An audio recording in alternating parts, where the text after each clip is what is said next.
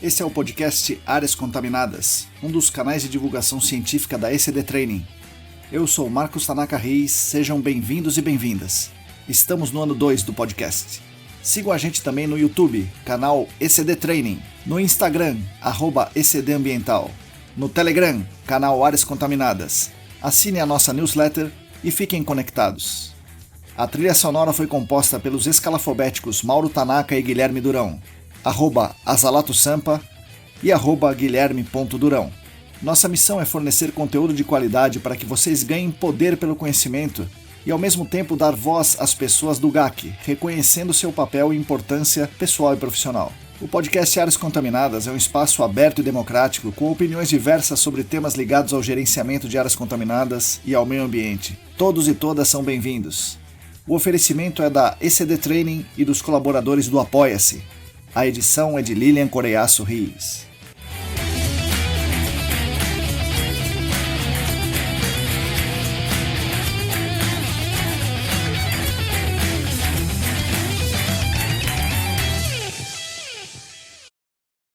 Olá pessoal, para todo mundo que está aí lavando a louça, escolhendo feijão, está no transporte público, está rodando a avaliação de risco, bom dia, boa tarde, boa noite. Eu sou Marcos Tanaka Reis e esse é o episódio número 117 do podcast Áreas Contaminadas, editado por Lilian Coreiaço Rios e oferecido pelos nossos queridos colaboradores e colaboradoras do Apoia-se.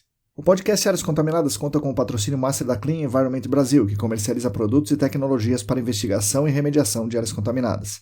Acesse o site da Clean em www.clean.com.br. Contamos também com os patrocinadores Ouro, Laboratório E-Consulting e a Vapor Solutions. Agradeço demais a companhia de todos e todas vocês, é uma grande honra para mim ter vocês aqui conosco. Como vocês já sabem, né, eu acabei de falar, os nossos canais são mantidos com a ajuda financeira maravilhosa dos nossos colaboradores do Apoia-se, nossos colaboradores financeiros do Apoia-se. Quem quiser e quem puder contribuir financeiramente conosco, ajudará, claro, né, muito a ECD e também ajudará a nossa comunidade. Para fazer essa contribuição financeira é só acessar o site apoia.se/ECDambiental. É relativamente simples e seguro, você pode escolher como vai fazer esse eventual pagamento, que é com boleto, cartão e tudo mais. Existem muitas outras formas de apoiar, como muita gente faz aqui, né? Muita gente me apoia de muitas formas, divulgando, comentando, dando feedbacks, dando sugestões, então as contribuições são muitas, né? São inúmeras e eu agradeço muito. E aproveitando, eu gostaria de deixar público meus agradecimentos aos nossos colaboradores financeiros, que querem e que podem contribuir aqui com a nossa ideia, né, de compartilhar o conhecimento, não só sobre o gerenciamento de áreas contaminadas, mas também sobre ambientalismo, sobre meio ambiente em geral, ciências, economia e tal. Os nossos apoiadores financeiros atualmente são os seguintes: Leandro Oliveira, Leandro Freitas, Larissa dos Santos, Larissa Macedo, Juliana Mantovani, Joyce Cruz, José Gustavo Macedo, João Lemes, João Paulo Dantas, Guilherme Corino, Gilberto Vilas Boas, Heraldo Giachetti, Heitor Gardenal, Felipe Ferreira, Felipe Nareta, Fabiano Rodrigues, Diego Silva, Daniel Salomão, Daiane Teixeira, Cristina Maluf, Calvin Yost, Bruno Bonetti, Bruno Bezerra, Bruno Baltazar, Bruno Fiscuc, Beatriz Lucassac, Augusto Amável, Átila Pessoa, André Souza, Alain Humberto, Alisson Dourado, Ábila de Moraes, Lilian Puerta, Luana Fernandes, Luciano Vaz, Luiz Ferreira, Marina Mello, Mariluz Gomes, Paulo Negrão, Pedro Astolfi, Rafael Godoy, Renato Kumamoto, Roberto Costa, Rodrigo Alves, Sandra Pacheco, Silvio Almeida, Tamara Dias, Tatiana Citolini, Tatiane Grilene, Thiago Soares, Wagner Rodrigo, William Taquia e mais 6 apoiadores anônimos.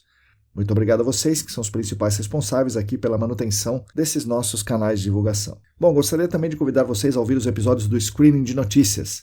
Nesse momento já temos 5 episódios no ar, o 5º foi publicado essa semana, lá na segunda-feira. O Screening de Notícias é um mini podcast lançado para comemorar os 2 anos desse aqui, né, desse nosso querido podcast Áreas Contaminadas. No Screening de Notícias, eu e a Lilian conversamos sobre as principais notícias do GAC, de meio ambiente, de economia, como se fosse lá na nossa newsletter, só que em formato podcastal, né, formato conversa. Então acho bem legal, se puderem, né, se quiserem e puderem, ouçam lá o nosso Screening de Notícias. Bom, pessoal, no episódio de hoje eu vou conversar aqui com o Marcelo Camargo. O Marcelo é geólogo, né, com um mestrado em recursos energéticos, e ele estudou muito as vazões do rio Xingu, antes e depois da instalação da usina de Belo Monte e de eventuais emissões. Bom, vocês vão ouvir o que ele vai falar aqui. É um trabalho muito legal, muito importante e muito, eu diria, muito grandioso, né, pensando em estudos ambientais. Ele atua no GAC, é nosso aluno lá no curso de pós-graduação em gerenciamento de áreas contaminadas. Ele atua hoje numa empresa de consultoria, atua na Waterloo. Ele vai falar um pouco da caminhada dele, mas o episódio é centrado na experiência dele lá na Amazônia, lá no Pará, lá no Rio Xingu. Antes de começar o episódio, né, em si, eu gostaria de avisar vocês que o calendário dos cursos da parceria Senac e a ESAS estão lá no site da ESAS. Deem uma olhada lá e avaliem a possibilidade de vocês participarem. O site é aesas.com.br/eventos. E um outro aviso, estão abertas somente até essa semana aqui as inscrições para o processo seletivo da pós-graduação em gerenciamento de áreas contaminadas do Senac, cujas aulas vão começar agora em agosto. Então quem tiver interesse, por favor, corra, porque restam poucas vagas. É isso aí, vamos ao episódio. Fiquem agora com as palavras de Marcelo Camargo. Bom, vamos lá, pessoal. Bom dia, boa tarde, boa noite. Bem-vindos mais uma vez ao podcast Áreas Contaminadas. Hoje eu estou com um convidado ilustre, né? Novamente um convidado ilustre. Hoje meu convidado é o Marcelo Camargo. Oi, Marcelo, bom dia, boa tarde, boa noite. Bem-vindo aqui ao nosso podcast. Bom dia, boa tarde, boa noite, Marcão. Muito obrigado pelo convite, uma grande honra. Geralmente estou do outro lado aí do podcast também, ouvindo no YouTube, no Spotify, então vai ser bem bacana aí mandar para todos os colegas também ouvirem o que a gente tem para falar. Isso. Bom, Marcelo, vamos começar do começo. Quem era o pequeno Marcelo, onde ele cresceu, o que ele gostava de fazer e que caminhos da vida levaram você para fazer a geologia? Perfeito, vamos lá. Bom, eu inclusive nesse exato momento estou na mesma cidade que você, Pois né? é. Estou em Sorocaba também. E sou sorocabano, então... É mesmo? Sorocabano mesmo? Nascido em Sorocaba, da Gema até onde dá para dizer isso de Sorocaba. Eu nasci e cresci num bairro, assim, bem tradicional da cidade, que é a Vila Santana, lá Sei. no Meião mesmo, né? Então, estudei lá a vida toda também, né? No Colégio Veritas, que é um colégio particular de lá. Uhum. Muito simpático, assim, né? Apesar de... Ele não era das principais instituições de ensino da cidade, nunca nem se propôs a ser, mas também foi um grande privilégio poder ter passado a vida inteirinha. Eu nunca troquei de escola, estudei do maternal ao terceirão lá no Veritas da Vila Santana.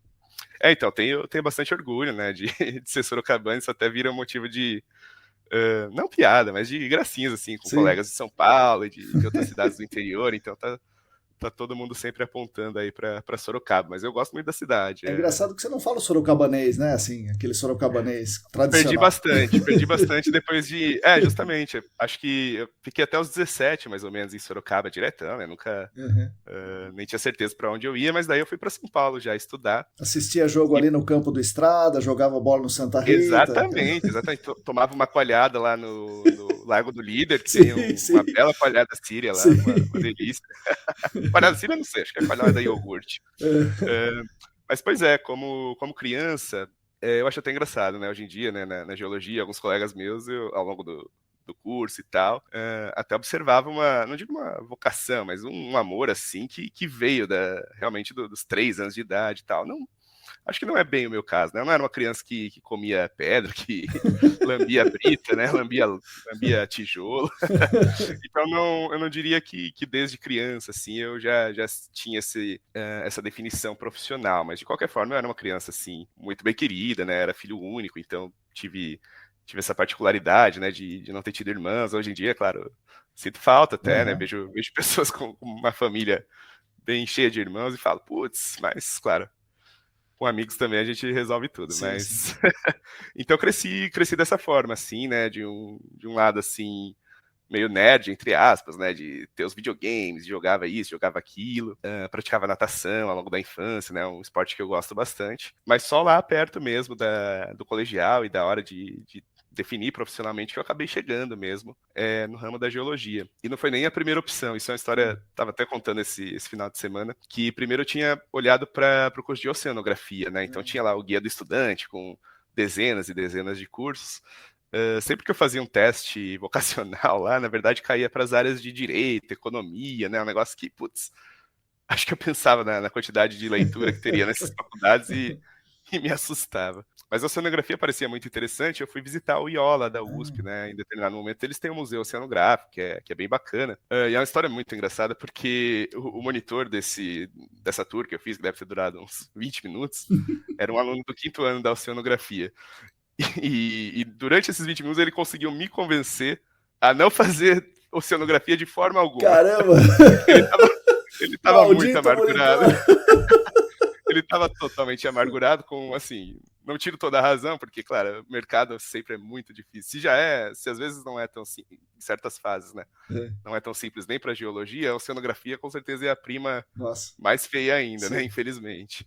Então ele dizia, né? Putz, quando eu entrei aqui no meu primeiro ano, a oceanografia era promissora e tal, e agora eu tô no quinto e, assim, falando super amargurado, essa promessa não chegou, então não cometa esse erro. Um moleque de 17 anos olhando assim, né? Tipo, eu tava com a esperança, isso aqui sério que é legal. Você fez isso comigo, né? Estragou os meus sonhos. Nossa senhora. Então, e daí eu falei, bom, já que é assim, né, oceano, deixa eu ver o que eu vou fazer. E era a época de feiras vocacionais, né, e a escola levava gente, então eu fui lá na Unicamp. Não sei porquê, mas na Unicamp tava um stand da Unesp, né, da geologia lá de Rio Claro, da Unesp, e foi super legal, na verdade. Eram coisas básicas de geologia que qualquer stand costuma ter, tipo, sei lá, um mineral de cálcio, de carbonato, né, uma calcita da vida, e um ácido, né, então, sei lá, pingava o ácido na calcita, via efervescer e uau, por que tá acontecendo isso, né, por que uma pedra ferve? Um barrilzinho com petróleo, né, que eles tinham também. Então, assim, coisas básicas, o stand de minerais e tal. E foi aí que deu esse clique, né, falei, bom, eu já estava nesse ramo, talvez um pouco de ciências da Terra, né? Parecia interessante, tinha facilidade com exatas, coisa e tal, e muito interesse em atividades multidisciplinares, né? Isso sempre fez parte, assim, de, putz, parece legal a ideia de se relacionar física com química, com geografia, com até história, com, enfim, tudo que dá para entender o planeta Terra, né? Então, aí que começou a brotar, de fato, né? Justamente, não foi essa vocação, mas tem colegas que realmente desde criança já colecionam minerais e rochas, né? Não era o meu caso. Mas depois disso, realmente senti uma vocação, né? Um amor tremendo. Acho que dificilmente tem gente que completa o curso da geologia e não sente um grande prazer em ter passado assim pelos perrengues que a gente passa. Sim. Bom, aí você entra lá na graduação e, claro, se encontra, né, no curso. Pois é. Entrei na GEUSP em 2012 e fiz de 2012 a 2016, né? Lá a gente tem esse tempo ideal de fazer em 5 anos, né? O pessoal até assusta na hora do trote, né? Pergunta, o que você planeja nesses 8 anos, né, de geologia? Você olha, né? Também com 17 anos, fala, não. Então rola esse terrorzinho inicial, mas teve muita época de intercâmbio também, né? O Ciências Sem Fronteiras estava até que em alta, vários colegas fizeram, mas eu optei assim por nem me candidatar, porque eu queria de fato me formar em 5 anos.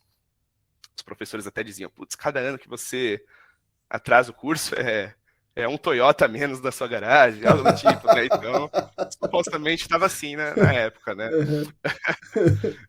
Então eu consegui essa façanha aí de me formar mesmo em 5 e tal, mas hoje em dia, sinceramente, fica bem claro que colegas que fizeram um intercâmbio de qualidade, compensou pra caramba, na verdade, se formar em 6 ou 6,5 anos, porque a bagagem adquirida no exterior valeria bastante. Então, claro, o próprio Ciência Sem Fronteiras já praticamente acho que nem existe mais, né? Mas caso voltasse, seria uma dica em potencial, né, de não querer essa tara em fazer em 5 anos com uma possibilidade dessas. Mas dentro do curso da GEL, eu rapidamente desenvolvi assim, um gosto particular pela área de energia até, de recursos energéticos, que geralmente está um pouco mais voltado com do grupo de rochas, assim, né, que tem as pedras duras e as moles, né.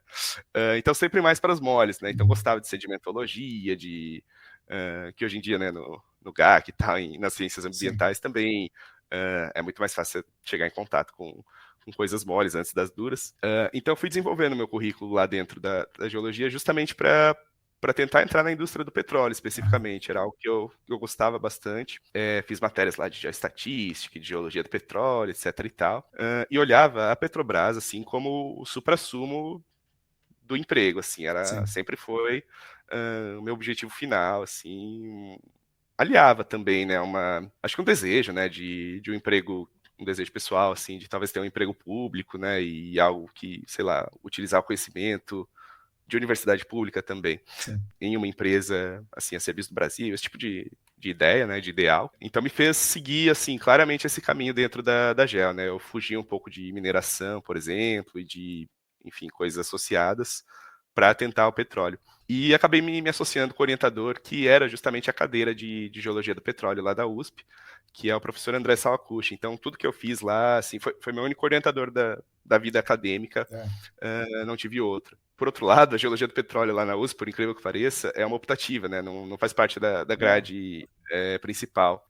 Até porque, assim, ela é extremamente mais forte nas universidades do Rio de Janeiro, né? Certo. Então, a UFRJ, por exemplo, os geólogos das empresas de petróleo, quase todos são dessas faculs. Mas o André Sawakuchi, né, e lá na geologia todo mundo tem um apelido, né, então acho que ele nem se importaria, mas o dele é Fruta, né, o Frutinha.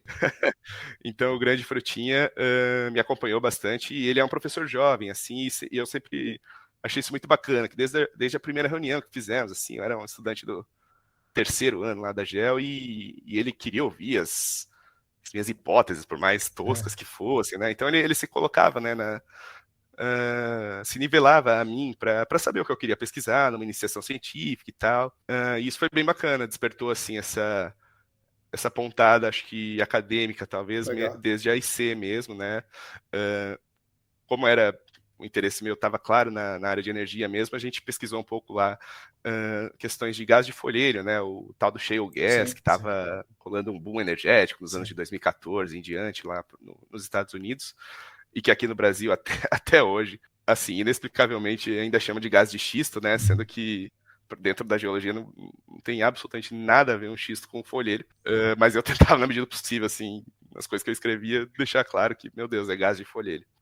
E a gente rodou um pouco o estado de São Paulo e do Paraná também, na formação Irati, que é uma formação bastante importante da bacia do Paraná, que tem folheiros e carbonatos, e coletando amostras desses folheiros, né? A gente foi lá para São Mateus do Sul, no Paraná, que tem uma planta da PetroSix, né? Que eu acho que é uma, não sei se é afiliada, não sei que relação que tem com a Petrobras, mas tem uma produção de óleo de folheiro, né? Então é um chamado reservatório não convencional, né? Porque não é assim o primeiro alvo econômico você extrair óleo de um folheiro. Sim. Então a ideia era assim ver, e eu, aluno do terceiro ano, achava que estava já revolucionando a geociências brasileira, né? Porque a gente tinha uma grande ambição, eu pelo menos, né, sempre gostava de ser ambicioso nas pesquisas, né? Queria, assim, descobrir o potencial de geração de gás que ninguém tinha pensado no Paraná, por exemplo, né? Mas, claro, a própria Petrobras já fez bastante geofísica lá, mas tem uma dificuldade enorme, né? Que toda a capa de basalto, assim, gigantesca que tem na bacia do Paraná, então não valeria a pena você precisar do esforço colossal em furar centenas de metros de basalto para daí chegar nesse folheiro. Mas foi muito bacana, então a gente coletou amostras e tal, e justamente acho que chegamos na mesma conclusão de empresas que fizeram isso assim, sistematicamente, né, de que não tinha potencial.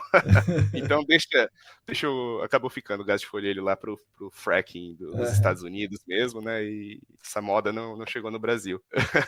Então já que essa parte, né, dos recursos convencionais, aliás, convencional não, fóssil nesse caso, o André ele também ministrava a disciplina obrigatória de recursos energéticos, que depois, na pós-graduação, acabei conseguindo ser monitor também, foi um processo bem divertido. E daí ele, claro, tem uma ênfase bastante grande para os recursos fósseis, né, porque é um curso ministrado para geologia, então você não costuma ver geólogo trabalhando, sei lá, com energia solar, né, ou eólica, mas com os recursos fósseis. Mas entra também nos renováveis, por exemplo, né? Então, já estava me aproximando do final do curso da GEL, e lá para o quinto ano, na época do TCC, a gente precisava, enfim, definir um tema e tal. E o André, já há algum tempo, ele por assim, questões de colegas dele, ele tinha conseguido começar uma nova linha de pesquisa lá na Amazônia, né, no Rio Xingu. Então, acho que ele tinha visitado lá para 2010, talvez, entre 2010 e 2013, alguma coisa assim, quando eu nem o conhecia direito, mas ele começou fazendo trabalhos de sedimentologia mesmo, né, de, sei lá, tentar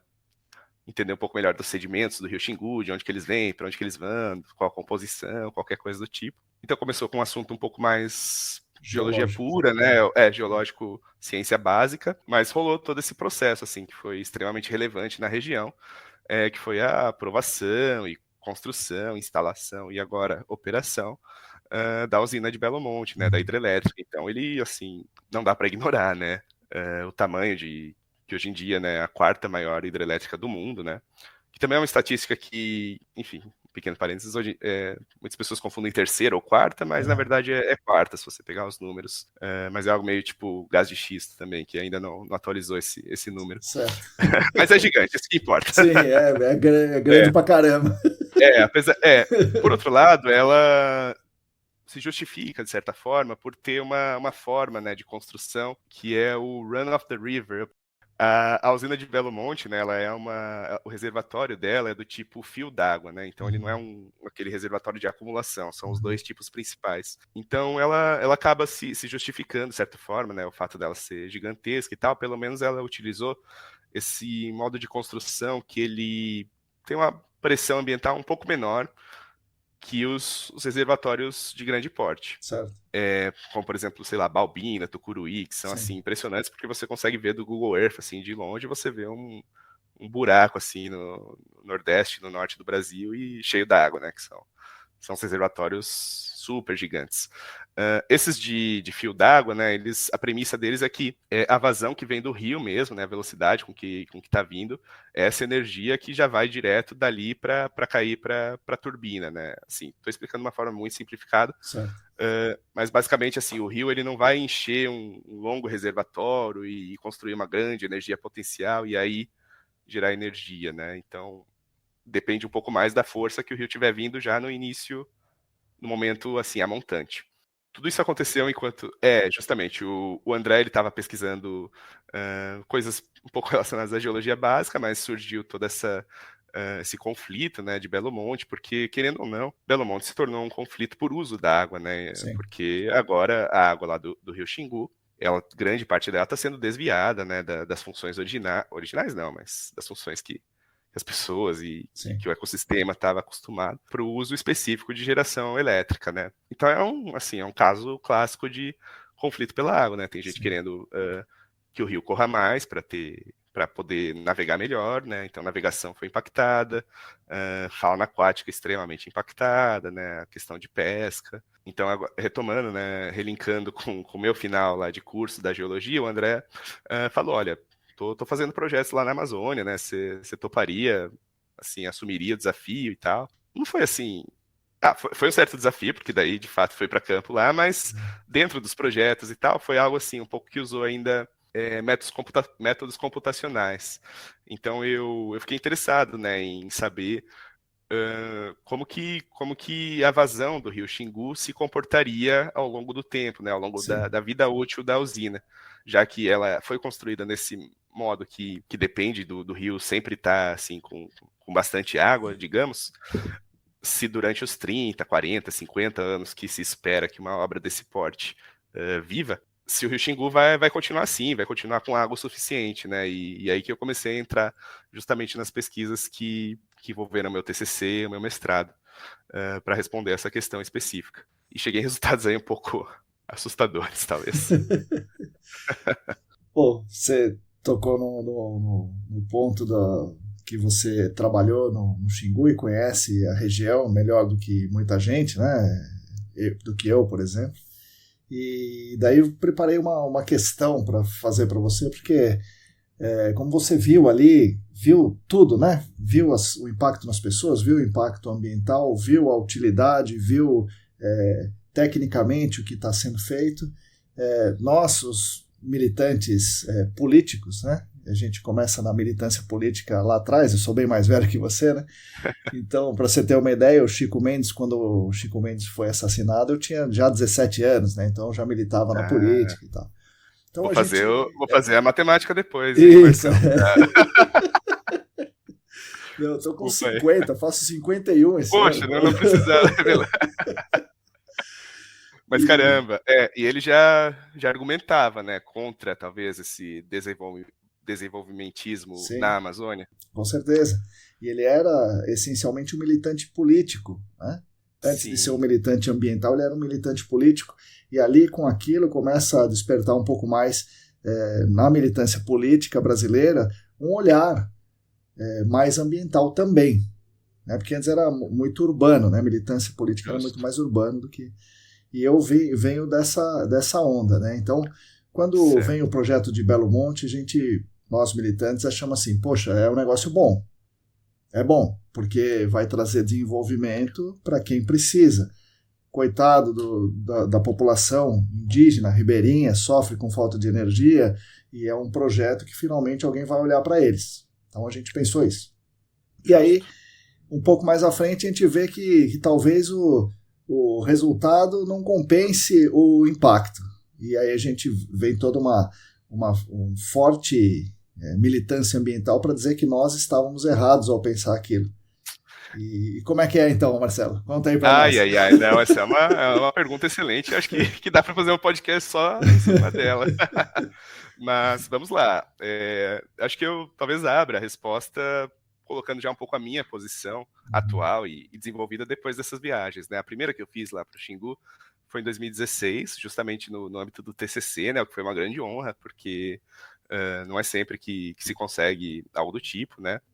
Mas depois fiz mais umas 6 ou 7, então já fui algumas vezes lá para o Pará. E a visão que eu acabei desenvolvendo foi um pouco crítica nesse sentido e até na mão contrária mesmo do argumento progressista para a Amazônia, né? Um sentido assim de que talvez o que queiram de fato, né, as populações originárias e tradicionais de lá, seja que a Amazônia continue sendo Amazônia e com menos dedo, assim, claro, nas áreas importantes com a colaboração da sociedade civil brasileira, então educação e saúde, por exemplo, mas não necessariamente com obras gigantescas, exatamente. Para dizer para eles o que eles querem, né? Eles têm que dizer o que eles querem. Isso, mas de fato tem um argumento bastante forte no caso de Belo Monte, porque a quantidade de energia que ela gera ainda é colossal, né? Então depois até vou entrar um pouco no mérito da própria vazão do rio Xingu, né? Porque se você pegar uma curva ao longo do ano, ele é um rio extremamente sazonal, que chega a variar, assim, algumas dezenas de vezes, na verdade. Muda de ordem de grandeza o quanto de água tem na estação seca da cheia, né? Então você já pensa, putz, por que logo aí fizeram uma hidrelétrica, né? Isso sem entrar no mérito das mudanças climáticas, que foi a minha pesquisa de fato. Então costuma ser o argumento de defesa, né? Putz, tudo bem, está impactando uma região lá, o município de Altamira, é relevante, né? Tem populações, mas o benefício vai superar e tal, né? Algumas dezenas, ou sei lá, algumas milhares de pessoas impactadas para talvez milhões beneficiadas, né? Então, esse tipo de argumento, para mim, começou a perder quase todo sentido, na verdade, né? Depois de chegar e conviver com quais seriam as milhares, claro. Não convivi com milhares, mas convivi assim, dormi em aldeias indígenas, foi bem bacana essas experiências. E além disso, né, já faz algum tempo que eu não destrincho muitos dados, mas existem artigos e pesquisadores que afirmam que o escoamento específico de energia de Belo Monte acaba sendo grande parte para usos industriais para a região Nordeste, por exemplo. Então, não fica nem no estado do Pará. De fato, não é energia... Por exemplo, Altamira, né, a gente até brinca, quando vamos para lá e tal, as pessoas até brincam, putz, Altamira poderia, assim, ter boletos de energia 0,00 para sempre, né? Por exemplo, claro, isso talvez seja utópico, mas só para mostrar que o município inteiro poderia ser beneficiado, né? E os moradores do município poderiam ser beneficiados da existência de Belo Monte e nem sequer o são. Então, quando esses pesquisadores analisaram o fluxo e tal de energia, apesar de ir um pouco para o sistema central mesmo, e daí, claro, está no sistema central, vai para qualquer lugar, mas existia um certo uso, talvez direcionado, para atividades de metalurgia de alumínio, que acho que tem bastante no Nordeste, não sei se é a Alcoa que tem por lá, ou até no próprio Pará. Então, um pesquisador lá do INPA, né, do Amazonas, dizia, putz, fizeram uma hidrelétrica para... A energia dela, na verdade, vai estar sendo usada para processo industrial e tal, um negócio que poderia ser suprido por outras formas que não hidrelétrica, né? E daí entra também, foi muito interessante, assim, começar a desmembrar esse grande novelo de lã, porque acabamos chegando assim, em conclusões de que muitas vezes termoelétricas a gás, por exemplo, que queimam gás natural, poderiam fazer mais sentido. É preferível do que a hidrelétrica, por exatamente, incrível que pareça, né? Exatamente. Então, meu próprio orientador, o André, né, depois dessas pesquisas de shale gas que não deram em nada, mas também ele com um enorme conhecimento de recursos renováveis e não renováveis, ele sempre comentou, por exemplo, da bacia do Parnaíba, que fica no Nordeste, do potencial de geração de gás que ela tem. O impacto ambiental acaba sendo pontual, né? Porque é a construção da termoelétrica e é uma extração assim de subsolo. Claro, emissões de queima relevantes, mas você não transforma, né, um ecossistema inteiro, porque daí entra nas especificidades do rio Xingu, que é um rio bastante especial. Ele tem aquela região, né, que a usina foi feita, que chama de Volta Grande, porque daí o rio faz uma baita de uma curva, porque ele encontra um baita de um maciço cristalino, né, bastante antigo, né, então ele corre primeiro pelas cabeceiras lá no Mato Grosso, né, chega a doer, se você pegar o Google Time-Lapse, né, das cabeceiras, é um dos lugares, assim, mais gritantes, essa região norte do Mato Grosso, porque o time-lapse do Google consegue pegar, acho que de 84 até o atual. Daí você consegue fazer, né, o loop lá, né, formar o GIF, né, então nessa região vai de verde muito escuro para amarelo claro, né? Porque tudo virou pasto de latifúndios, talvez. Nas cabeceiras do Xingu, é Nas isso? cabeceiras do Xingu. E isso impacta demais a A dinâmica vazão ali hídrica embaixo. Exatamente. Isso até é modelado e é debatido em papers recentes ainda, né?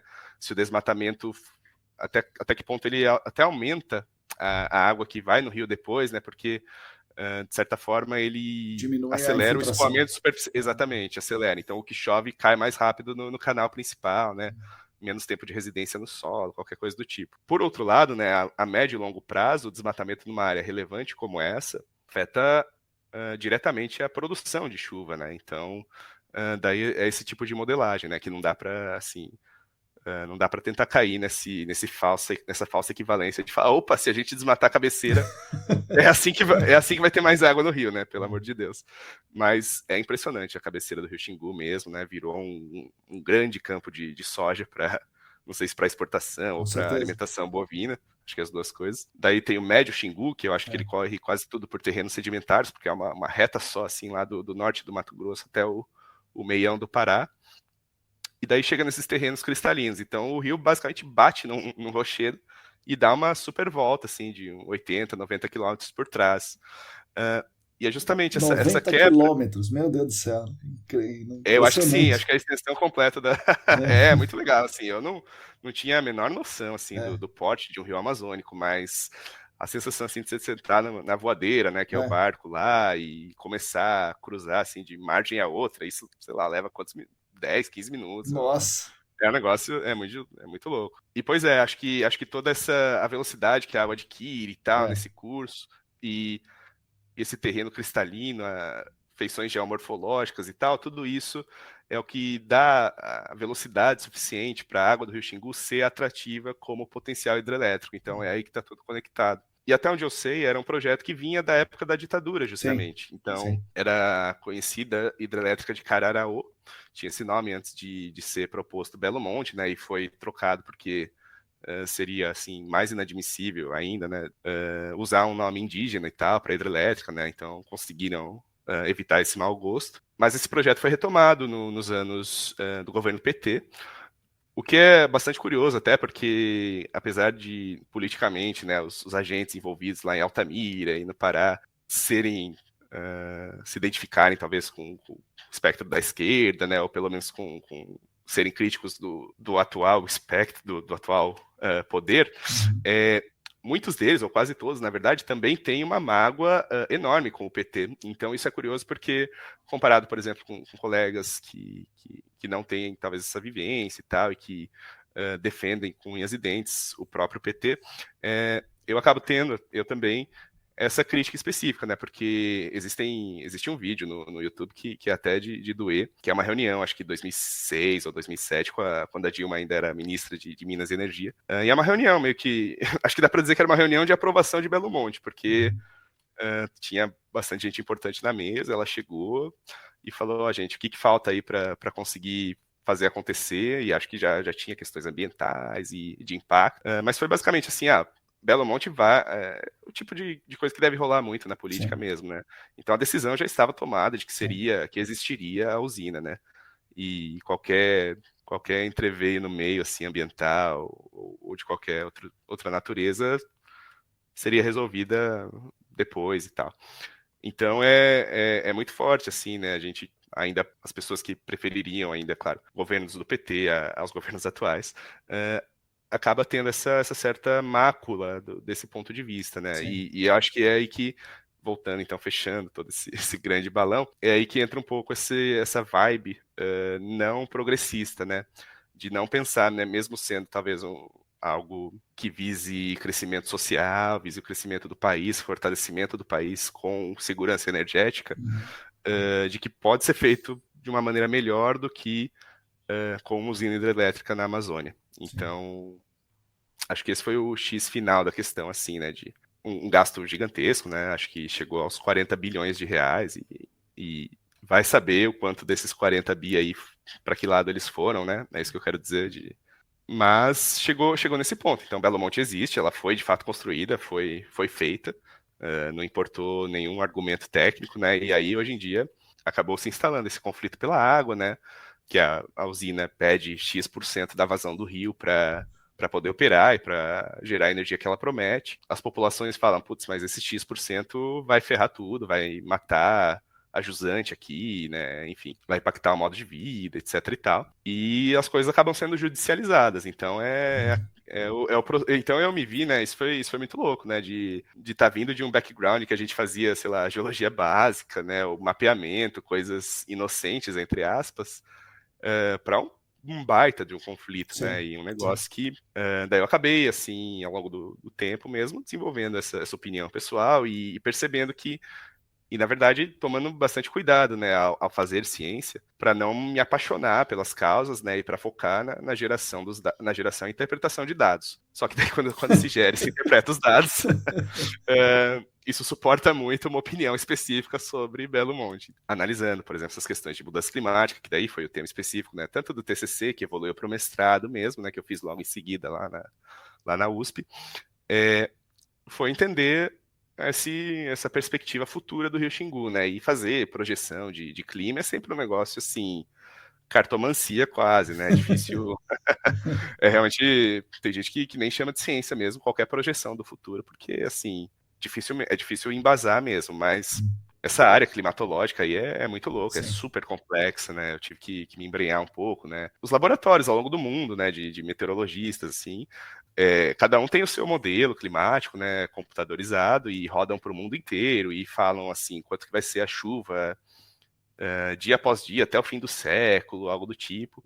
E o IPCC, né, que é o importante painel intergovernamental de mudanças climáticas, ele reuniu. Agora ele está, acho que já na versão 6 saindo, né, mas a versão 5, que perdurou vários anos, né, que foi muito relevante, reuniu dezenas desses modelos climáticos do mundo todo, numa base de dados assim unificada. Como cada um usa o seu próprio código, né, enfim, é construído da sua própria maneira, em muitos lugares do mundo um não tem nada a ver com o outro, né?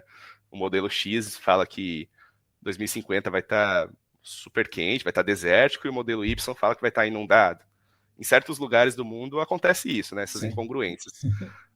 Para o leste amazônico, não, aí eu já não entendo porquê, não sei se é confluência de vento ou qualquer coisa do tipo, mas para o leste amazônico o fato é que eles convergem muito, então existe uma confiança científica, por assim dizer, por mais difícil que seja prever coisas para o futuro, mas que para essa região do Rio Xingu, que é bem no leste amazônico, acho que é dos principais tributários é o que está mais a leste, acho que é mais do que Tapajós, existe um forte consenso de que esses modelos têm uma credibilidade, né? E o que eles dizem para aquela região é de que nas próximas décadas o negócio vai ficar muito feio. Em parte por conta desse desmatamento, né, que eu comentei, então isso ao longo prazo, porque isso também é um input do modelo, né? A taxa e a evolução do desmatamento, porque ele não vai voltar para trás de forma alguma, né? Acho dificilmente que reflorestamento seria capaz de recuperar a bacia a cabeceira do Rio Xingu, não em um tempo factível. Então é do que está hoje em dia disso para mais. Então, assim, é seguro afirmar que, por exemplo, em 2050, que vai ter significativamente menos água correndo no rio. Então, isso é uma afirmativa segura e preocupante, né? Então, e aí que gerou-se perguntas, né? Tipo, a primeira delas é: ninguém pensou nisso quando formulou a hidrelétrica lá, quando tentou calcular, né, qual vai ser a geração de energia ao longo da vida útil dela, né? Não existe menção nos projetos, ou se existe, né, não existe nenhum cálculo, né? Menciona muito de longe, assim, é possível que tenha mudanças climáticas, mas é aí que foi a partir desse tipo de resultado, acabou me impossibilitando de ter uma opinião que seja favorável à existência. Então, acabo, assim, tentando convencer quem argumenta, né, de que, pelo menos é uma das maiores do mundo, gera uma quantidade ferrada de energia, fato, tudo bem. Mas fizeram, assim, não era necessário fazer na Amazônia. Existe uma faixa, né, de latitudes tropicais, que na África também estão construindo hidrelétricas de grande porte, lá no Rio Congo, no Rio Mekong. Eu acho que é um trabalho da Science de 2016, Science ou Nature, que estuda os 3 rios, o Amazonas, desse lado aqui, e para lá o Congo e o Mekong. Mekong E lá no Vietnã, né? Mekong é no Vietnã, né? Acho que, não sei se ele chega no Camboja também, mas... E argumentando, gente, para com essa ideia maluca de hidreletrizar rios tropicais. E entra daí no terceiro argumento, que eu acho que também é tão forte quanto esse das mudanças climáticas, e que daí foram colegas do grupo do André Salacucci que pesquisaram, né? Um colega muito estimado, que é o Dailson Bertassoli, que hoje em dia faz pós-doutorado, acho que lá na Alemanha, no Marum, que é um centro de hidrologia talvez não, mas hidrologia, assim, de top 5, com certeza, no mundo. E aí que surgiu esse paper super bacana, né, que foi publicado em acesso aberto pela Science, né, na Science Advances, porque a pesquisa específica daí dele envolveu coletar emissões naturais de gases do rio Xingu, desde antes da construção de Belo Monte até depois, e justamente fazer a comparação, né, do pré-barragem com o pós-barragem, como que funciona. Isso foi um trabalho super bacana. Então, essas viagens diversas que eu fiz nos anos de 2017, 2018, lá para o Xingu, envolveram essas campanhas de amostragem que a gente fazia nas estações secas e de cheia, né? E era uma metodologia bastante bacana, que colocavam câmaras flutuantes boiando no rio, né? Então, era como se fosse uma bacia de plástico mesmo, né? Revestida com uma boia, daquelas boias de piscina, né? Espaguete, né? Certo. Então, enrolavam espaguete nessa bacia, tinha uns furos, né, com válvulas, certo. E colocava uma sequência delas presas por cordas, e deixavam, assim, uma linha dessas câmaras de fluxo, né, e fica com o nome chique de câmara de fluxo, deixava, assim, por meia hora no rio, e a forma como elas ficam, assim, elas realmente, a forma como elas flutuam, né, mesmo com a flutuação da água, não existe o risco dessa boia, assim, fazer a entrada do ar atmosférico. Então, realmente, o que ele pega ali é a difusão natural de gases do rio para dentro da atmosfera da câmara. Daí a gente vai puxando com cautela e tal, e troca com a válvula, consegue coletar por meio de uma seringa. Fazia análise de cromatografia, às vezes no próprio campo, né, que tinha um equipamento portátil lá, mas era assim, puxar a seringa. Então, uns 2 anos aí eu fiquei, era a minha vida, assim, de puxar a seringa, colocar então, dentro se de for vial. agora aí pro nosso meio aqui, de Exatamente, tem Fluxander e bastante. tal. Exatamente, mais ou menos parecido. É muito, mas hoje em dia é curioso, né, comparar, assim, certas metodologias do mercado com da academia. Então, eu fico quase que observando, né, qual que é o lado mais gambiarreiro, mas eu tenho quase certeza que é a academia, porque ela às Provavelmente vezes sim, não. tem menos Porque grana, daí né? então, e não precisa ter tantas ISOs também, né, na hora Isso. de fazer o paper. Mas era bem legal, porque ficava essa sequência aí de câmeras, a gente deixava uma meia hora, coletava depois e analisava.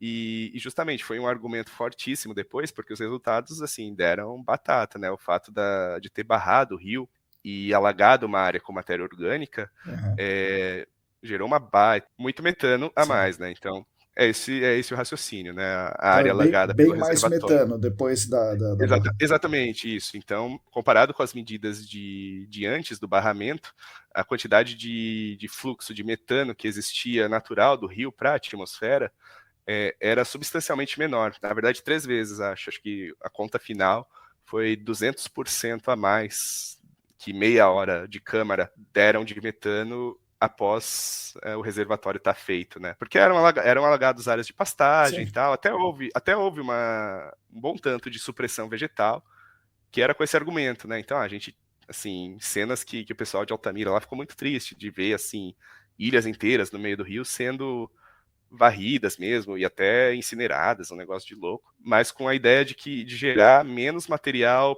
para ser decomposto e virar metano.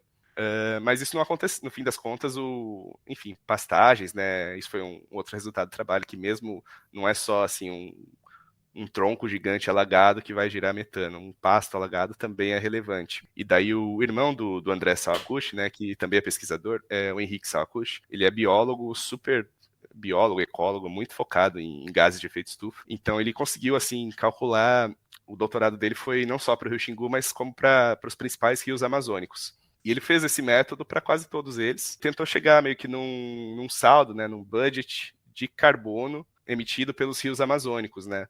E é bastante relevante.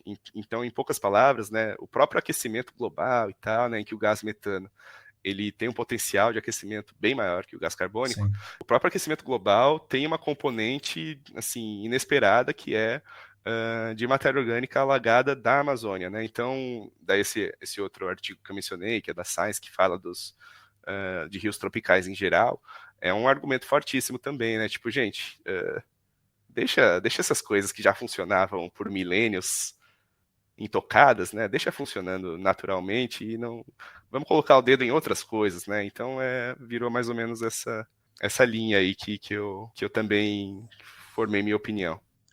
E os povos ali, os indígenas e os ribeirinhos, em muitos lugares da Amazônia, porque a Amazônia, a gente fala Amazônia, dá a impressão que é igual Sorocaba, né? Sorocaba.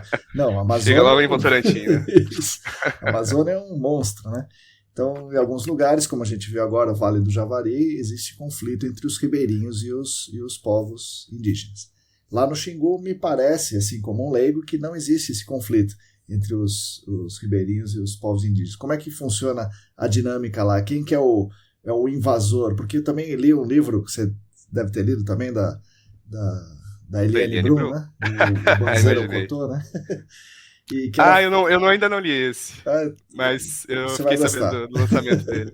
Ele é... Nossa. E eu li e fiquei, assim, impactado por conta disso que eu contei no início, né? A militância política, a gente tende a ir atrás, né, dos benefícios que, poxa, o país, temos que erradicar a pobreza, não podemos deixar as pessoas, né, tal. Mas, por outro lado, a gente não viu todos os impactos. Né? E você viu, você está me trazendo... Justo. É curioso. Ela fala lá que os ribeirinhos e os indígenas meio que vivem numa certa harmonia e que o invasor somos nós, né? Que vamos lá para fazer as nossas coisas de brancos. Né? E o que você viu ali? Eu, assim, em primeiro lugar, a Eliane Brum, sou, assim, fã de carteirinha, conheci, já visitei o condomínio que ela mora, lá em Altamira. Ela tá nesse momento atual, né, do que aconteceu no Javari, apesar de eu realmente desconhecer pacas, né, a situação do Javari antes disso, depois eu vim saber que ela tinha contato próximo com o Dom, e não tinha como ser diferente, né, não só ele era um baita defensor da Amazônia, como ela é, assim, uma fortaleza à parte, né? Então a Eliane Brum, sempre que eu tenho oportunidade, eu rasgo elogios para ela. E ela, com certeza, e recentemente andou afirmando também, né, sobre essas questões de... Mesmo saindo um pouco dessa pergunta, mas já retorno, de jornalistas e ambientalistas nessa região. Então, poderia ter sido muito bem com ela, por incrível que pareça, por mais absurdo que seja dizer isso, poderia ter sido muito bem com ela essa tragédia, né? Então, ela diz que tem um alvo na cabeça dela e isso, assim, não é um eufemismo, isso é um fato. Sim. Então, esse é um pequeno parênteses, né, mas... Eu tive a oportunidade de conviver com os dois grupos lá em Altamira, né, tanto com os ribeirinhos quanto com os indígenas. Lá os indígenas, os que eu convivi, acho que tem mais etnias e tal, mas a etnia principal com a qual eu convivi são Juruna. Eles também acho que se chamam de Yujá, né, o Jujá, escreve YU-DJA, que eu não sei se é como se fosse uma subdivisão dos Juruna, algo do tipo. Algo que eu particularmente percebi é que Sim, eles convivem bem. Não existe conflitos particulares entre os ribeirinhos e os indígenas, na medida assim, não se compara com esses do Vale do Javari. Lá, talvez, eu acho que, e daí eu acho que eu concordo sim com a Eliane Brum, porque eu sinto que lá ambos têm um inimigo, entre aspas, né? Ou se não quiser usar essa imagem belicosa, né, de inimigo, pelo menos assim, um conflito, sei lá, um agente de estresse em comum, que é como eu mencionei, a própria Belo Monte, enfim, hoje em dia também tem o projeto minerário, né, que seria Belo San, que é uma big mina de ouro que se pretende fazer a poucos quilômetros da hidrelétrica, né, quase que beirando mesmo terra indígena e tal, então tá toda uma briga à parte dessa Belo San. Mas eu sinto que é isso, eu acho que converge, em Altamira, convergem os dois grupos para lutarem por direitos contra esses empreendimentos de grande porte. Por outro lado, fica claro, assim, um certo... A palavra privilégio não é a melhor, mas uma certa diferença nos direitos e no tratamento com que é dado aos indígenas e aos ribeirinhos. Então, isso chega a ser, assim, chega a parecer, né, e a soar injusto mesmo, às vezes. Eu acho que os ribeirinhos se sentem assim, porque, às vezes, o fato de você ter nascido ribeirinho, né, numa família, claro, de tradição ribeirinha e não de tradição indígena, mas, sei lá, a pessoa que nasceu a 200 metros de você, na verdade, ela veio da família indígena, ela vai estar amparada por um arcabouço legal muito mais forte, né? Por mais que daí já aproveito para também fazer essa crítica da FUNAI, que a FUNAI hoje em dia é, enfim, como a Eliane Brum menciona, é uma entidade anti-indigenista, né? Anti-indígena. É tudo que ela é, e isso é assim, dá vontade de chorar quase só de falar isso. Mas isso é um fato, então se percebe que os ribeirinhos falam, putz, mas meu primo indígena aqui, eu quero que ele sobreviva, eu quero que ele suceda na luta tanto quanto eu, mas, putz, eu como ribeirinho podia ter os mesmos direitos que ele tem, né? Podia ter a mesma proteção da terra, né? Por exemplo, né? Uma terra indígena que ainda, querendo ou não, pelo menos ainda é um dos últimos instrumentos que consegue oferecer alguma resistência. Talvez não lá no Vale do Javari tanto, né? Porque daí é aí que eu identifico a diferença principal, que envolve a atividade minerária ilegal, né, de garimpo, que é uma grande desgraça ambiental para o país inteiro, né, e deveria ser muito mais colocada em foco, né. Eu acho que existe também no Rio Xingu, não deve não existir, porque em qualquer lugar que ninguém esteja vendo, é possível que alguém chegue com uma draguinha lá e comece a tirar areia, mas lá no Vale do Javari isso era o ponto central, né, de conflito, né, então as populações, até onde eu sei, justamente não é muito, o fato do garimpo ilegal ser assim, ser assim um modo de vida, por mais, né, questionável que seja, central para comunidades inteiras, aí gera esse, assim, eu acho que gera o pano de fundo, digamos, para que esse tipo de conflito e de tragédia possam acontecer. Mas eu concordo com a afirmação da Eliane, que pelo menos em Altamira, claro, também coloca com palavras fortes, né, do inimigo ser o homem branco, mas quando coloca assim o grande empreendimento, né, o capitalismo progressista, etc e tal, aí eu até consigo concordar, sim. E muita gente aqui ouve aquelas coisas, né? Que as ONGs internacionais querem acabar com a Amazônia, né? Assim, no sentido de que querem pegar para eles, né? Então as ONGs internacionais estão, entre aspas, prejudicando o Brasil. E outra, que é a figura, assim, muito recorrente aqui no Sudeste, né? Em Sorocaba, pelo menos, provavelmente em São Paulo, é o índio de Hilux, né? Assim, falando do jeito que as pessoas falam. O índio de Hilux. Existe o índio de Hilux? Existe a ONG malvada? Uau, Marcão, não, essa aí não esperava, mas excelente pergunta. Existe índio de Hilux. Eu já peguei carona com o índio de Hilux, que era o único modo dele se locomover, na verdade, assim, para não levar 8 horas um caminho de 30 quilômetros do município de Altamira para a aldeia desse E era uma Hilux, acho que oferecida pela Norte Energia, né, como parte de certas compensações. Inclusive, isso conversou um pouco com esse sentimento, né, por parte de comunidades que, ao não serem oficialmente reconhecidas, né, como impactadas e tal, então eles olham, né, putz, mas a aldeia X recebeu todos os benefícios, mas claro, também às vezes foram os que mais lutaram para tê-los. E tem outra, né? Desde 1500 os caras estão sofrendo, né? Exatamente, mas, né? Acho que uma Hilux ainda é pouco, porque estamos devendo, né? Nossa Senhora! mas deixa pra lá. Não, mas tudo bem. A outra metade da sua pergunta, qual que tinha? As ONGs malvadas. As ONGs, pois é. Eu tive contato mais próximo com uma ONG que não é internacional, né? Que é o Instituto Socioambiental, o ISA. Eu não tenho certeza exatamente o financiamento deles, de onde é composto, né? Se vem de instituições de fora do país ou mais nacionais. Mas eu participei, assim, de um sem número de reuniões reuniões que poderiam ter sido e-mails, né, como sempre, mas que eram, assim, chamadas com dezenas mesmo de pessoas, e cada uma com certas pessoas de ONGs diferentes, e muitas delas internacionais.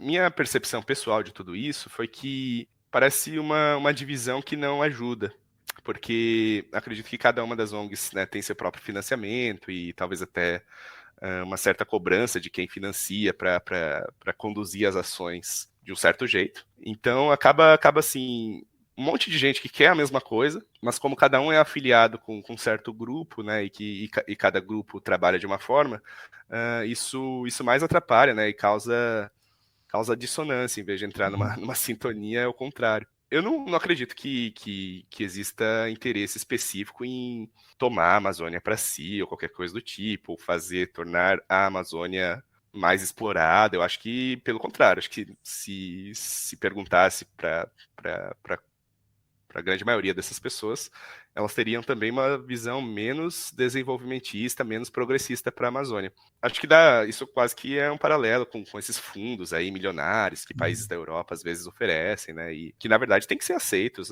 Acho que existe um certo consenso que, pega esse dinheiro aí, aceita, porque esses outros países, né? E graças a Deus eles estão fazendo isso, eles são avançados o suficiente para já terem percebido a função e terem assimilado a função da Amazônia no clima global, né? Então, que o fato da existência da Amazônia importa também para eles, né? Importa para os noruegueses, para os alemães, para qualquer um, né? Então, muitas vezes, hoje em dia, né, eles estão fazendo o papel que o nosso país deveria fazer.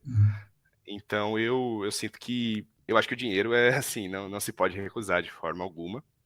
Claro, tem que fazer uma análise se existe um interesse por trás, mas geralmente esse interesse costuma já ser mais, assim, já ter mais virtude do que o que anda acontecendo atualmente lá, né? Sim. Mas pessoal de ONG, assim, existe um pouco isso. Muitas vezes é menos produtivo do que poderia ser só por ter, assim, cabo de guerra, né? Eu quero esse indígena me ajudando a ONG X ou a Y. Eu sinto que se fosse dada a opção, assim, de eles seguirem vivendo o modo de vida que eles viviam na infância deles, quando eles nasceram, natural, acho que todos optariam por isso. Então, apesar, né, de tudo que Belo Monte trouxe, né, e que envolveu, assim, a chegada de um colosso, né, e eu usei isso, não lembro, em algum comentário que eu fiz uma vez, né, que eu chamei um colosso de concreto, né, que chegou e modificou, assim, de maneira irreversível, um lugar muito endêmico, né, e muito especial lá do centrão do Pará. Por mais que hoje em dia, né, houve as compensações em carros e tecnologia e tal, o pessoal lembra com muita nostalgia, assim, de quando tinha peixe no rio. Então, acho que eles trocariam carros e qualquer coisa por mais peixe no rio, se for chegar assim, né, no X da questão. E aí a gente se debate com, se depara com um debate maior, né, do que o GARC aqui, né? Então, talvez tivesse sido melhor, talvez não, certamente para as pessoas atingidas ali tivesse sido melhor não ter Belo Monte. Mas aqui, olhando para o nosso modo de vida, Belo Monte é importante. Não só para o modo de vida, agora a gente vê, né, amazônico, mas para o Brasil é importante ter aqueles megawatts gerados por Belo Monte. Se não fosse lá, seria em outro lugar. E muita gente pergunta, existe uma solução? Daí eu fico pensando, então nós vamos apagar a luz aqui da minha casa? Vamos apagar a luz? De jeito nenhum, não tem sentido, né? Isso aí, esses né? argumentos, eles são feitos para colocar, né, na população comum uma sensação de culpa, que não é uma falsa equivalência. Que ela não tem, né? É muito mais fácil você culpar a grande corporação, a big indústria, né?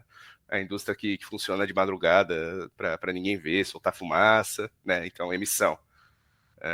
A gente que é culpado pelas emissões que geram o aquecimento global, de forma alguma, né? Não é a pessoa física, nunca, e não será. Então é o modelo, né? Então o modelo de acumulação, é o modelo de desenvolvimento, de crescimento insustentável, né? Que isso gera isso, gera esse problemão. Então, existe a teoria do bem viver, existe a teoria do decrescimento, todas essas aí do economia donut, tudo isso fala que a gente não pode viver nesse desenvolvimento. Não existe desenvolvimento eterno, até porque Exatamente. Tem entropia e tudo mais.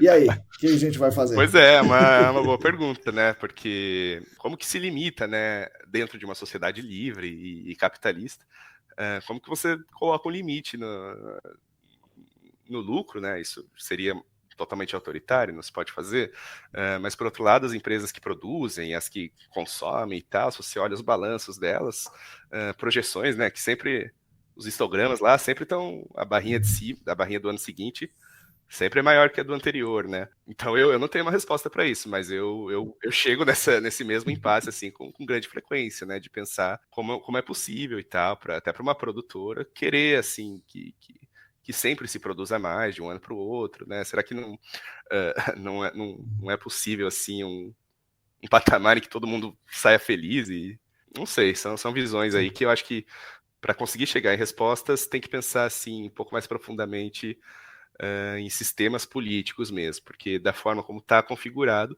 tudo que a gente vê hoje é consequência da forma como está configurado já há algumas décadas.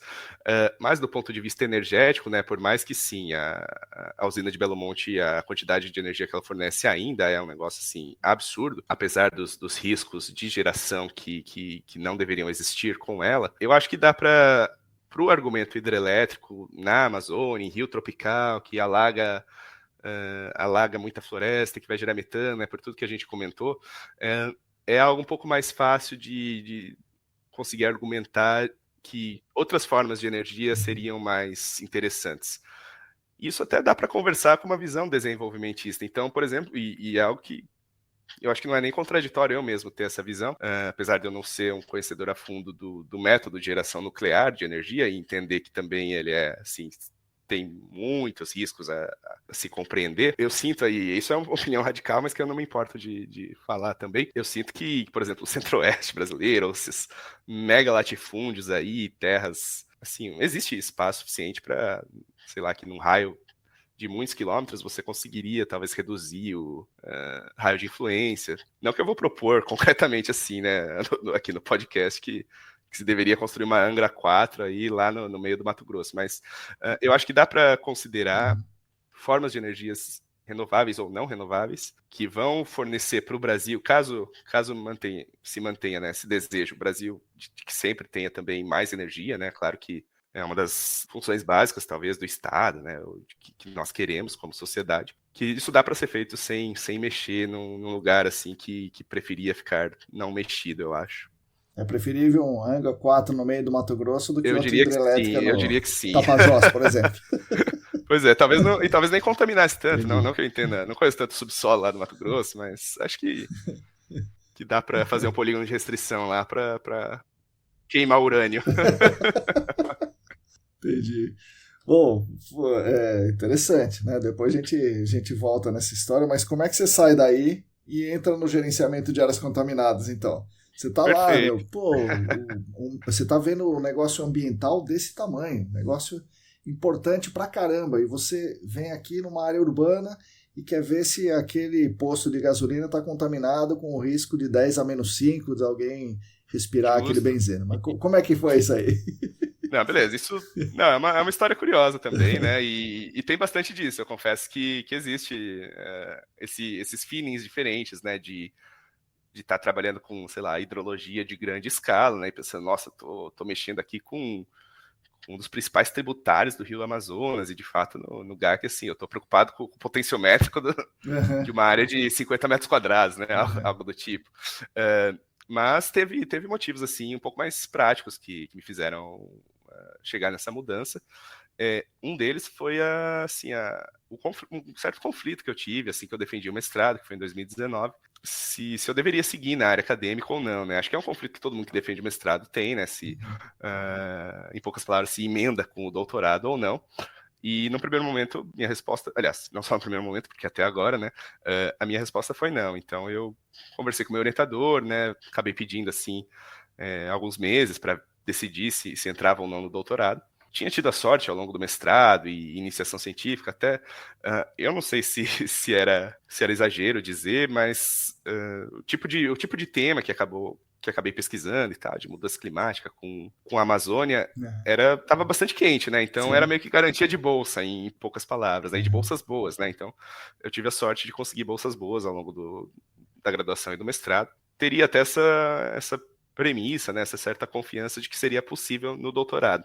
Mas, enfim, o clima político do Brasil estava começando a mudar lá para 2019, né? Estava no início do governo atual. Então, eu não achei que seria uma decisão, talvez das melhores, decidir fazer 4 anos de doutorado num cenário, né, em que meu próprio país não gosta muito, talvez, de doutorandos e doutores, mas algo nesse Principalmente que sentido, né? defende o Amazônia, né? Exatamente. Então é muito louco. Meus amigos me zoam, minha mãe fica bastante preocupada. Bastante não, mas cada vez que eu viajava lá, acaba rolando uma zoeira, né? Lógico. Que eu mesmo me tornei quase um ambientalista. Não chega tanto, mas assim, hoje em dia, pelas opiniões lá com o Belo Monte, pelo menos a empresa Norte Energia, com eles eu acho que eu já sou persona não Não grata, pelo gosta menos. muito de você. Se você mandar o currículo lá, não vão contratar você, acho. Não. Mas, então, foi um pouco da força do momento, né? Esses meses aí de sabático e tal, no fim de mestrado, que eu ia pensar mesmo se eu entrava no doutorado, eles nunca se tornaram um projeto e tal. Apesar do meu orientador sempre, né? Ele, se dependesse dele, ele me arrastava e nunca deixava eu sair da torre de marfim acadêmica, né? E que eu também tenho ressalvas, como com quase tudo, né? Então, pois acabei não optando por não seguir no doutorado. Então, me vi de volta aí na pista, né, entre aspas.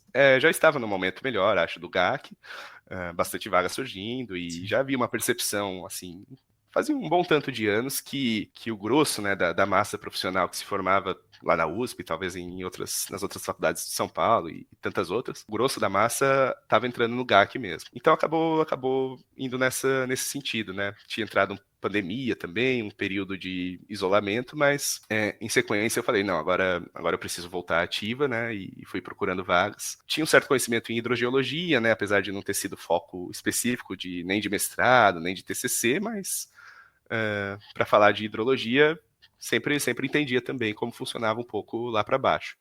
E daí, né, nessas várias enviadas de currículo, eu consegui ser inserido no mercado, né? Eu já tinha colegas que estavam com bem mais experiência do que eu, né? Mesmo tendo se formado ao mesmo tempo. Então eu comecei com uma experiência preliminar, mas sempre naquela luta, né? De tentar validar o mestrado como experiência profissional, né? Ou pelo menos profissional é assim, existe um baita de um preconceito de chamarem de experiência profissional, por mais que nós, mesmo quando estudantes, né, ou pesquisadores de mestrado, nos consideramos trabalhadores, empregados, né? Então é uma luta que segue ainda na sequência, né? Eu consegui comportar os 2 anos e tanto de mestrado como experiência de currículo, mesmo que não seja dentro do GAC. Mas, pois pelo menos eu tive a sorte e o prazer de conseguir ser inserido no mercado. Então, já havia feito alguns anos que eu estava formado, até quando eu comecei a ter experiência dentro de empresa mesmo, né? Eu havia estagiado bem no finzinho da faculdade, mas tinha sido lá no IPT, que é um lugar que eu tenho muito carinho, né? É uma instituição incrível, mas adorei ter estagiado lá, porém lá no IPT acho que eu não peguei tanto feeling de ser empresa, né? De faturar e de ser tipo uma equipe que tá, assim, um grupo que tá unido com o mesmo objetivo, de todos crescerem juntos e tal. Então, não senti tanto isso. Foi entrando especificamente no GAC que eu senti, assim, como é um ambiente empresarial. Então eu tive essa sorte de ter experiências tanto numa empresa de menor porte quanto numa bem maior, multinacional, e então deu para ver diferenças das duas, realizar já projetos preliminares e tal, e motivou também a entrar na pós-graduação em seguida, né, e aprender bem mais sobre a área, mas eu não vejo, não sinto que é menos honroso, né, menos honrado fazer GAC do que talvez trabalhar em audiência pública com um general X ou Y para discutir os rumos da Amazônia. Não acho que é tanto nessa linha. Valorizo muito essa visão de proteção de recursos hídricos mesmo, de sustentabilidade. E quase que dá para fazer um balão, né, disso com um pouco do que me motivou lá no princípio da geologia, né, que boa parte do que me apaixonou pela geo, assim, tinha a ver com a imensidão mesmo do planeta Terra, e claro, dá para estender para o universo como um todo. Mas basicamente era assim, uma diferença, né, de importância que eu sentia do planeta, um negócio hiper complexo, com assim, o Homo sapiens, né, que é um piolho na Terra, que não de uma forma tão pejorativa, né? Mas é um cisco, né?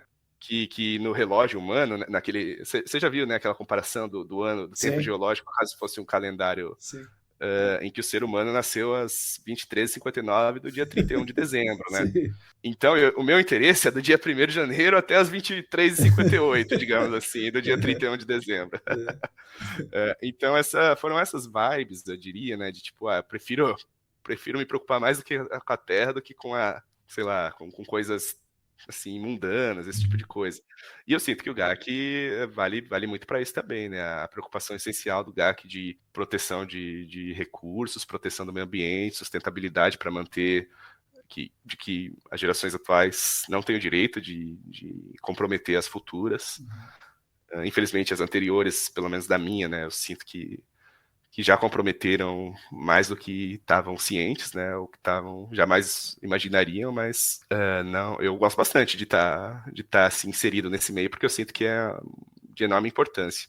De qualquer forma, ele, assim, é válido dizer que ele também junta o útil ao agradável ao ser, talvez, o mercado, assim, atualmente, que mais absorve profissionais com um currículo parecido com o meu, então não dá para não valorizar também. Não, daí você entrou lá no curso da pós-graduação, ainda no início da sua carreira, e você já está lá há um ano no curso. Perfeito. Você trouxe muita contribuição dessa sua vivência, você trouxe uma contribuição para o curso. O curso trouxe uma contribuição para você no sentido de profissional aí dentro do GAC? Bastante, com certeza. Eu sinto. Agora a gente entrou de férias, né? Tava até comentando com você antes do programa, então tá todo mundo aí feliz que vai rolar julho. Teremos sábado, né? Tem sábado. Pois teremos alguns sábados aí. Mas não, tá sendo muito legal a experiência, né? Fazia um tempo que eu não estudava firme, né? Até mesmo no mestrado e tal, fazia poucas matérias. Então, um ambiente incrível, assim, poder estar em contato com os colegas lá no Senac. Eu sinto que, tecnicamente, eu vim aprendendo muito, assim, porque tem professores que já eram pares meus, né, ou colegas, ou conhecidos, e que eu conheço o currículo deles e sei que são do melhor calibre, então foi bem relevante, assim, mesmo em experiência preliminar de mercado, poder estar nesse contato. Ele abre muitas portas, realmente, já que né, e todo mundo sabe, é um nicho, assim, todo mundo se conhece, então é bem importante ter esse contato semanal, assim, e cada um contando da sua empresa e dos seus projetos, dos seus perrengues e das suas soluções. Então, e eu senti isso bastante nas primeiras semanas da pós-graduação, e eu tava, assim, quase que eufórico, né, porque eu senti um pouco um pouco desse sentimento de que o GAC está em constante construção por todo mundo que faz parte dele. E que todo mundo tem que manter essa peteca no ar, né, mesmo qualquer funcionário, assim, do mais baixo escalão ao mais alto, tem que ter a noção de que é uma área, assim, não diria sensível, já está consolidada, mas que precisa se manter em constante tração, né? Então, foi algo que eu senti, tô começando a pós agora, lá no início do ano passado, mas me sinto parte, assim, desse organismo que é o GAC, e também sou responsável por manter o interesse nele, manter, assim, a qualidade dele, né? O que é tão debatido nas nossas aulas, né? Sobre as boas práticas de investigação e de remediação ambiental. Então, mesmo tendo saído, né, desse ambiente super macro, né, em que eu calculei a vazão do rio que passa por 2 estados para projetos pontuais, eu sentia total relevância em fazê-los. E daí você passou alguns perrengues no campo, certamente mais perrengues na Amazônia do que no GAC, né? Mas teve algum momento que você falou, putz, eu me apertei aqui agora, meu Deus do céu. Caramba, no GAC, infelizmente, eu até um dos empregos que eu tive ficava um pouco mais na parte de relatórios técnicos, né? Então não ia tanto para campo quanto eu gostaria.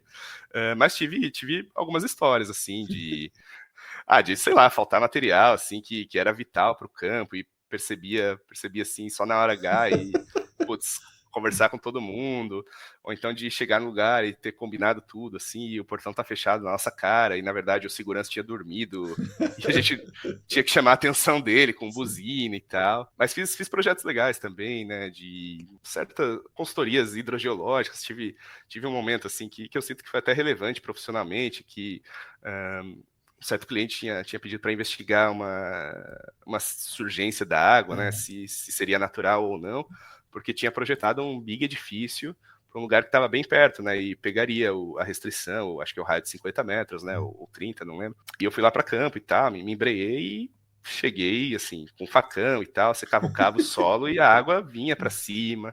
Tinha um relato, assim, tinha um senhor que morava meio que ilegalmente nesse lote, assim, há 30 anos, e então ele era uma baita entrevista. Sim. Ele falava, cara, aqui sempre foi um açude e jogaram essas folhas de palmeira em cima. Então eu tive que contar para o cliente, chamar a notícia. Falei, meu querido, seu projeto aí, se você manter, você pode se ferrar um dia, né? Rolou uma certa... Aí acho que foi um primeiro desafio, né? Que eu achei que não... Na verdade, eu não sei se eu achei que seria mais comum até, né? De pressãozinha de cliente, né? Tipo, será que não dá para esticar um pouco o resultado, né? Olha, meu Deus. Um negócio complicado, cabuloso, né? E daí, evidentemente, né, discuti com o diretor e tal, fiz o meu relatório da maneira mais correta possível, e ele que se virou para... Ele que perdeu o projeto atual de que ele tinha do edifício, porque eu convenci desse cliente que, você pode entrar num big pepino, né? Mas na prática era assim, Marcelo, tem certeza que é natural? Não pode ser antrópico, não, né? Ele queria de algum jeito que eu cozinhasse, mas eu desliguei esse fogo. Mas então, até, por exemplo, tava ouvindo outros episódios de podcast, né, de colegas queridos também, o Belarmino, que foi recentemente, né, ele tem, assim, uma vivência de campo que eu sonho inteiro ainda, né, eu tô em busca aí de voltar firme para adquirir bastante aí essas novas histórias. O João Paulo é um geólogo também, ele conta uma que eles estavam fazendo uma balsa na Amazônia, num rio, só um SPT. Caramba. E daí um cara foi buscar um negócio e deixou os caras ali, sabe? No meio do rio. E daí começa a armar umas tempestades, daquelas tempestades amazônicas, eles com as hastes lá, sabe? Então, isso foi um belo de um mas é verdade, você acabou comentando, os campos na Amazônia são algo à parte, assim, porque de acampar no meio do mato mesmo, né, estender rede e tal, ficar olhando no chão o tempo todo para ver se não tem bicho, qualquer coisa. Mas aí eu tenho uma história muito curiosa, porque eu tava assim, e engraçada, na verdade. Outra coisa interessante é que em alguns projetos, né, e isso acontece em vários outros cenários, quando é difícil e complicado fazer um campo, se juntam pesquisadores de várias áreas diferentes para aproveitar, digamos, a viagem, né? Então forma-se uma expedição quase, né? Isso aconteceu uma das vezes, que tinha ido o pessoal dos peixes, pessoa que estava preocupada em coletar peixe, coletar alga, coletar pássaros, inclusive, que foi um negócio que me traumatizou bastante, assim, de ver os ornitólogos trabalhando. Nossa, né? Porque, infelizmente, eles têm que estender redes entre as árvores, né? Porque é assim que eles amostram, né? Mas, então, íamos grandes caravanas e contratava cozinheira, etc., para acampar no meio do mato. E foi um período que, não sei por que razão, eu tava com uma big de uma apneia do sono, assim. Nossa, então, eu tava um ronco, ferrado, né? Eis que, determinada noite amazônica, eu, Marcelo, fui confundido com uma onça pintada, porque... Parece que à noite eu dormi super bem, então eu não ouvi a onça pintada. Mas parece que teve gente que acordou assim no meio de sei lá, não vou nem tentar reproduzir o barulho. Mas chegaram até perto de mim, até verificarem, nossa, esse maluco aí roncando, meu. Então aí já foi o que bastou para eu ser a onça pintada pro resto da viagem. Mas foi assim, foi a experiência da minha vida ter ido lá pro Pará várias vezes, assim, tomar banho de rio. É uma temperatura assim que é impressionante, que o rio é gostoso, é morno mesmo, né? Mas também a temperatura do estado do Pará é aquela coisa que as pessoas falam mesmo, né? De 8, 9 da manhã você já tá ensopado de suor, porque, assim, 90 e tantos % de umidade, né? Falam que tem locais ainda mais quentes até. As pessoas que conhecem bem falam que Manaus, por exemplo, é mais quente ainda que o Pará, Belém, eu acho. Nossa. Mas é algo assim que, hoje em dia, eu, na medida possível, eu tento sugerir para as pessoas que façam esse tipo de viagem. Vão conhecer Belém, vão o Amazonas, vão fazer, sei lá, aquele cruzeiro que hoje em dia faz até pelo Rio, caso não queira se embrenhar no mato e tal, mas a parte roots desse rolê foi assim, mudou a minha vida, foi sensacional. O garoto de Sorocaba foi parar no meio do... Fui longe, hein? O pessoal do Veritas, se visse isso, meu Deus do céu, hein, Marcelo? Nossa, é verdade. Da coalhada de iogurte pro tacacá com camarão lá em Altamira. Não, mas é muito legal. E realmente, né, apesar de profissionalmente ter retornado para São Paulo e ter ficado por aqui, fica muito à vontade de sempre voltar lá, de Altamira, né, é uma cidade que sofreu pra caramba, né, com todo esse processo da última década.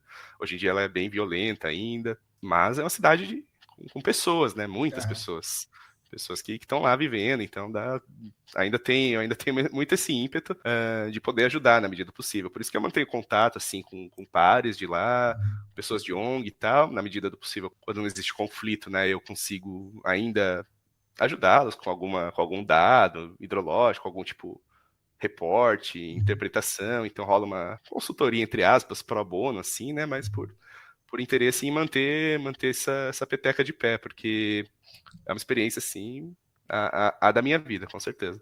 Não, Marcelo, agora você pode fazer uma pergunta para mim, é o momento do episódio que você pode me perguntar alguma coisa se você quiser. Marcão. Tá, eu acho que eu tenho uma pergunta, Marcão, vamos lá. Uma boa para fazer. A gente estava até conversando um pouco antes do episódio, né, que eu contei certos casos de que na área do GAC, pelo menos na pouca experiência que eu tenho, reparei que às vezes é comum, assim, funcionários exercerem funções acima dos seus cargos e tal. Mas fora isso, né, acho que uma coisa que chateia não só a mim, como quase todos da área, não sei se dá para chamar uma desvalorização, mas essa nomenclatura, talvez, dos cargos, por assim dizer, né? Em poucas palavras, né, eu me formei geólogo em 2016, vão fazer 6 anos. E é uma dúvida, assim, não chega a ser uma dúvida, quase retórico, né? Quando que eu, Marcelo, conseguirei, né, ser empregado como geólogo? Por que uma vaga de entrada não pode ser de geólogo? E eu mesmo sei a resposta, tem piso salarial, que é o que nós, geólogos, gostaríamos de ganhar, mas é a da sua visão, que já tem, assim, experiência infinitamente maior.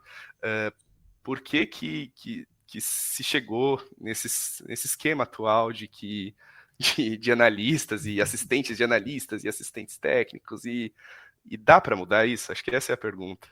Por que acontece isso, todo mundo sabe, né? Questão econômica. Né? Isso é por quê? Porque foi criado para a corporação gastar menos, claro. E se todas as corporações... a primeira, provavelmente foi assim, né? A primeira corporação falou, eu vou contratar como analista. Daí a outra falou, boa ideia, aquele cara contrata como analista, eu vou contratar como analista também. E todas fizeram isso e acaba que isso gerou uma prática no mercado. Que isso não acontece só no nosso mercado, né? Isso aí acontece em outros lugares. Quando que isso vai ser revertido? É aquela velha coisa de sempre. A resposta também é clara e é sempre a mesma. Quando o trabalhador perceber que tem um pouco mais de força e resolver se unir e tentar, né, garantir um mínimo de direito. Pois é. Esse dia assim, não está tão perto no GAC, né? Mas enfim, é isso. Infelizmente não. Chega a chatear mesmo, de fato, assim, ver colegas brilhantes, assim, com currículos excelentes e, sei lá, passei de estagiário para assistente júnior e ainda tem assistente pleno, sei lá, se existe assistente sênior para daí analista júnior, e você fala, putz, essa pessoa... o cara gera um valor, né? Então, e daí o mercado se acostumou com isso. E daí o chefe não, né? O dono da empresa coloca um valor em cima disso, que é a mais-valia, né, do trabalhador. E ele coloca uma mais-valia menor porque ele quer ganhar o projeto do seu concorrente. Então ele tem que esmagar o salário para aquela mais-valia poder valer. Aquela cena clássica, né, de, acho que funcionários enfim, profissionais de começo, e acho que, na verdade, qualquer um. Se você pegar um projeto que você foi vendido dentro dele, e olhar pelo preço das suas horas e falar, você vai olhar e falar, mas eu não ganho isso aqui nas minhas horas, por que pois é. Por que nessa proposta aqui tá falando que a hora sei lá, a minha hora é 150 e na verdade é 22,90. Pois é, e assim é o cortador de cana, assim é o professor, assim é o operário, pois né? Assim... Puxando essa crítica e aproveitando que foi um episódio já um pouco ácido mesmo por natureza, dentro dessa história de pedir, de exigir direitos, né, e que concordo em gênero, número e grau com você, acho que cabe uma crítica dentro da geologia especificamente, para o órgão que é responsável pela geologia, né, que é o CREA. Então, eu não tenho CREA, não foi necessário ainda que eu tirasse o meu, nunca assinei nenhuma RT, graças a Deus. O que eu vejo do CREA, de colegas que tem, assim, é que, o CREA, assim, é um conselho de engenheiros e às vezes eles lembram que tem um outro profissional lá que chama geólogo, então, engenheiros, tá. Mas, para as questões pertinentes à geologia, eu acho que eu ainda tô para ver, sinceramente, o CREA como conselho tomar uma ação em defesa, né? Isso não é só em remuneração e nessas nomenclaturas de cargos, não. Isso até em concurso público, né? Estava comentando com você também que já prestei 1 zilhão de concursos, porque é algo que eu sempre gostei da ideia de trabalhar no serviço público e tal. Infelizmente, nunca não consegui passar neles. Tem edital que sai por aí de geólogo de prefeitura que hoje em dia está pagando R$2.000, esse tipo de coisa. Então, é inconstitucional. Acho que em algum caso, eu não sei o município que é, mas eu vi por cima no LinkedIn, conseguiram entrar e modificar de algum jeito. Tipo, ó, gente, prefeitura, vocês meteram o louco aqui e querem contratar assim, um profissional que tem uma base legal de 8,5 mínimos, né, por R$2.000. Então, chega a ser... E daí eu, pelo menos, sinto a ausência de um órgão forte e tal. Acho que não é uma crítica muito longa de se fazer, porque eu sinto que é muito compartilhada por vários colegas. Eu não entendo muito do CREA, né, mas pelo que eu sinto também, né, não tenho também muitos dados, o engenheiro também não se sente muito protegido, não.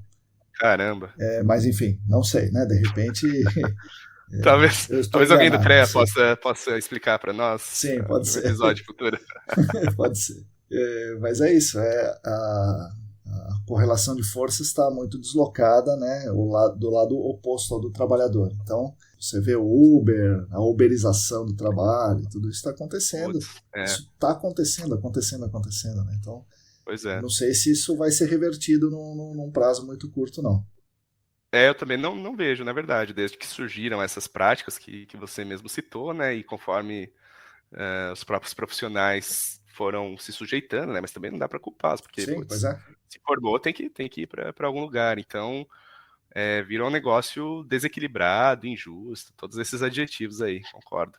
E aí, para citar um contra-exemplo, né, lá na Ingessolos, por exemplo, né, que é uma empresa de sondagem e tal, eles contratam as pessoas que trabalham como geólogo, como engenheiro, são contratados como geólogo, como engenheiro.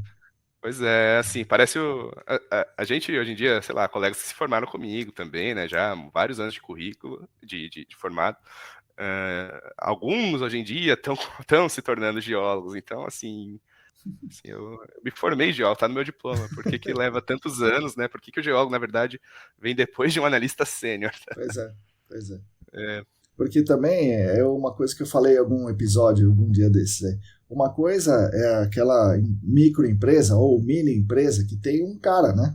É o dono da empresa e ele tem que contratar ali 2 pessoas e tal, né? Uma coisa é isso aí. Outra coisa é ser institucional em empresas com 50 funcionários, com 100, né? Começa a ficar feio, sinceramente. Pois é, Marco, fora essas ressalvas aí, com certas práticas que poderiam ainda melhorar, enfim, tô nesse momento aí profissional me considero com certeza em início de carreira ainda, mas pronto para ir desejando assumir desafios ainda relacionados à sustentabilidade mesmo, a manter o planeta funcionando na medida do possível, porque eu não acho que é correto nem justo que seja diferente disso. Sim.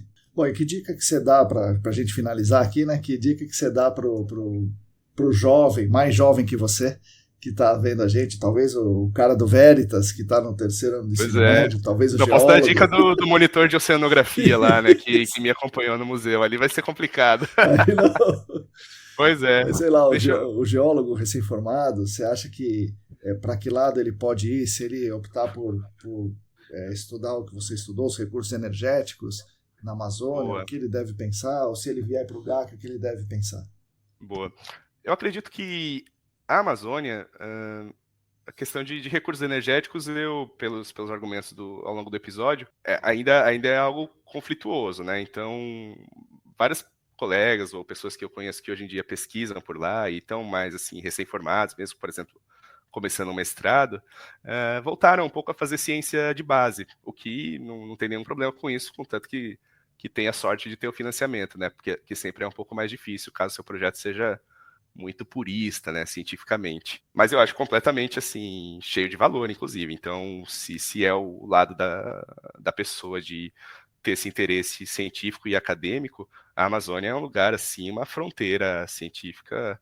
Na verdade, não dá mais para chamar de fronteira, porque já há muitas décadas assim, extensamente pesquisada por pessoas, mas é tiro e queda. Se você vai para lá e faz um trabalho, você muito provavelmente se apaixona, porque a sensação, assim, de você viajar 3.000 quilômetros e se deparar e pensar, nossa, eu ainda estou no Brasil, esse ainda é o mesmo país que o cantinho que eu estou acostumado lá no Sudeste. Então é um negócio que te deixa humilde, no mínimo, né, de perceber, né, que o Centro-Sul não é todo o Brasil. Então esse lado eu acho super valoroso, mesmo que seja assim, estudar geoquímica do sedimento do leito do rio, só para gerar os dados e publicá-los, perfeito. E dentro do GAC, né, até estava também comentando brevemente com você antes, né, eu sinto que a área digital tá bastante interessante. Então, eu mesmo não tinha muita noção de alguns conceitos, né, que o professor, o Calvin, né, tá comentando lá com a gente no Senac. Um deles eu achei super interessante, que é o BIM, né, que acho que seriam modelos, assim, de realidade aumentada de edifícios, né? Sim. Então você tem o 3D, acho que não dá pra falar realidade aumentada, porque isso envolveria, sei lá, você apontar o seu celular e o negócio aparecer na frente, né? A câmera, por exemplo. Modelos 3D de edifícios, junto com simulações, assim, né? Junto com simulações de contaminantes e de elementos, de infiltração, e você imputa a geologia, coisa e tal. Então é o que eu mesmo, já com algum tempo de carreira, olhei e falei, putz, parece que é um certo trend, assim, né, de vagas que estão saindo. Então, eu percebi já, né, que a experiência de campo, ela é absolutamente necessária, né, então precisa ter, em algum momento da carreira no GAC, precisa ir mesmo e acompanhar sondagens e amostragens, mas existe essa outra possibilidade mesmo de você ficar um pouco mais manuseando esses bancos de dados, que cada vez estão maiores também, né, quanto maior o projeto e quanto maior a resolução de investigação, gera cada vez um volume maior, né? Então acho que seria uma tendência legal, caso esse profissional tenha também esse dedinho aí no digital. Não, beleza, ótimo. Muito bom. Acho que o pessoal compreendeu, e o pessoal do Veritas do terceiro ano vai embarcar nessa. É verdade, não, eu gostaria de fazer uma palestrinha lá, qualquer hora. O meu. Eu acabei não comentando isso, mas o meu professor de geografia do Veritas, ele era oceanógrafo, então ele não tinha nem se formado em. Eu não sei nem se eu deveria falar isso, mas eram coisas do Veritas, né? Então a aula de geografia não era dada por um geógrafo, era dada por um oceanógrafo. Mas esse cara especificamente, meio que assim, ele foi aquele professor assim que eu. Sabe aquele que você cita até o fim da sua vida, como quem te marcou? Foi esse para mim. Pô, que legal. Então, toda essa tour que eu falei de um interesse inicial em oceanografia tinha tido a ver com isso também, né? De me espelhar logo nele, né? Mas eu, me formando geólogo, já cheguei também a considerar, né? E não acharia nada pior também voltar a dar aulas, e mesmo que fosse de geografia, claro, geografia humana não teria nada a ver, né? Teria que especializar, mas o Veritas, particularmente, né, que é um lugar que eu tenho um baita de um carinho, seria quase que quase que algo pro fim da minha vida, assim, vou voltar como vovozinho para dar umas aulas lá pra molecada. Legal. Então, Marcelo, é isso aí. Pô, obrigado mais uma vez por compartilhar essas histórias com a gente, e espero que você tenha gostado também de ser o convidado aqui do dia. Valeu, Marcão, foi um grande prazer, espero aí que as pessoas ouçam e gostem do que tem para falar, ou não gostem também, podem me xingar depois. Talvez você seja um pouco xingado também depois dessa, Marcelo, mas qualquer coisa você me avisa. Tá bom. Mas foi muito legal, foi um grande prazer. E Legal. estaremos aí dispostos para as próximas. Valeu, Marcelo. Valeu, Marcão. Bom, pessoal, é isso aí. Espero que vocês tenham gostado da nossa conversa. Eu gostaria de retomar aqui, de ressaltar alguns pontos que ele falou no episódio, que são pontos que eu considero muito, muito importantes. Bom, primeiro, a usina de Belo Monte acaba sendo um conflito pelo uso da água. E é, como ele falou, um conflito clássico por esse uso da água e que está cada vez mais presente no mundo e no Brasil, né? E quem deve arbitrar, quem deve resolver o conflito pelo uso da água, não são as corporações. E falando grosso modo, nem devem ser os governos, mas sim, na opinião dele, na opinião minha, deve ser a população, ouvindo os atingidos e os possíveis beneficiados. E o que a gente não pode fazer, de modo algum, é colocar os lucros acima do bem-estar da população ou acima do bem-estar das futuras gerações. Então, esses conflitos pelo uso da água têm que ser resolvidos de uma maneira coletiva, né, democrática, integrada, sem que as corporações ou os governos ou o lucro esteja acima das pessoas. O segundo ponto, o Centro-Sul, onde nós estamos aqui, como ele falou, o Centro-Sul, onde nós estamos, não é o Brasil. Isso precisa estar sempre na nossa cabeça e para a gente não achar que o país se resume a nós aqui do Sudeste. O Brasil é muito grande, muito grande. O terceiro ponto, ele falou um negócio assim muito relevante e impactante para mim. O GAC está em permanente construção por todo mundo que faz parte dele. Isso é algo realmente profundo, né? E ao mesmo tempo é um fardo que a gente carrega, né? E a gente deve refletir sobre isso. Nós estamos em permanente construção e nós estamos permanentemente construindo o GAC. Isso é um benefício e é uma responsabilidade para nós também. Estamos fazendo realmente o melhor? Estamos construindo um GAC da maneira correta? Estamos fazendo o melhor possível para o GAC e construindo um GAC melhor possível para a sociedade? Temos que pensar e refletir sobre isso. E por fim, ele deixou uma questão ainda mais profunda do que essa. Existe um patamar de produção e consequente impacto ambiental causado pela produção que fique bom para todo mundo? Então existe um patamar que fique bom para todo mundo? E eu acho que a única saída para nós, humanos, nosso planeta, como a gente conhece hoje, a única saída é essa, encontrar um ponto em que fique bom para todos. Mas tem que ser bom para todo mundo, e todo mundo que tem que decidir isso. Não pode ser bom só para um país, bom só para uma etnia, para uma empresa, para um mega investidor, mas tem que ser um limite, Tem que ser um limite, um patamar bom para todos e todas, definido por todos e todas. Das teorias econômicas e teorias ambientais atuais, o bem viver e o decrescimento vão um pouco nessa direção e, curiosamente, trazendo valores e saberes indígenas na relação com a natureza. Então é interessante que aquele povo, aquela etnia que está sendo massacrada pelo nosso modo de vida, tenha a nos ensinar para a gente tentar adiar um pouco o fim do mundo.